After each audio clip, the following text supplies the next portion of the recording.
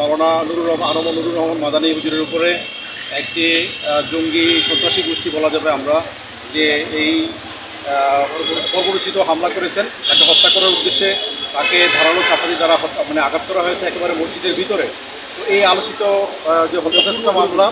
এটি একটি আমরা মনে করি একটি পরিকল্পিত একটা হত্যাচেষ্টার একটা অভিযোগ, এবং সে ব্যাপারে অবশ্যই তার সাথে আরও একাধিক লোক জড়িত থাকার প্রমাণ আমরা ইতিমধ্যে পেয়েছি। বিভিন্নভাবে কিছু লোকজন আছে যারা তার পক্ষে সাফাই গাইতে শুরু করেছে, এবং কে বা কারা তাকে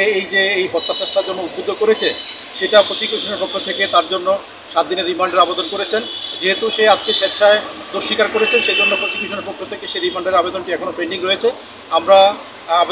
আবেদন করব যে আইয়ু মামলাটি যথাযথভাবে তদন্ত করবেন, এবং তদন্ত করে যদি প্রয়োজন মনে করেন তাহলে তাকে আবারও রিমান্ডের মুখোমুখি করা হবে। এবং এই মামলার সাথে আরও যারা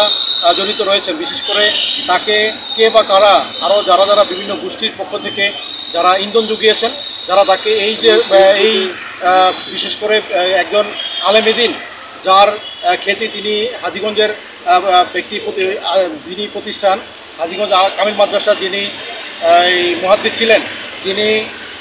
শাহাতলী কামিল মাদ্রাসা যিনি মুহাদ্দিস ছিলেন, এবং চাঁদপুরের একাধিক প্রতিষ্ঠানে যিনি খেদমত করেছেন, এখনও আছেন চাঁদপুরে, যার ব্যাপারে সামান্যতম কোনো অভিযোগ নাই,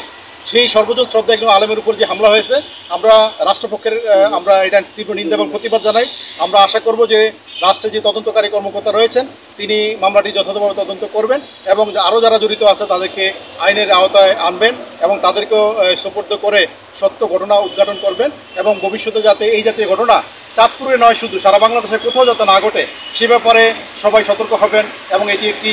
দৃষ্টান্তমূলক ঘটনা হিসাবে আলোচিত হয়ে থাকবে, আমরা সেভাবে বিশ্বাস করি।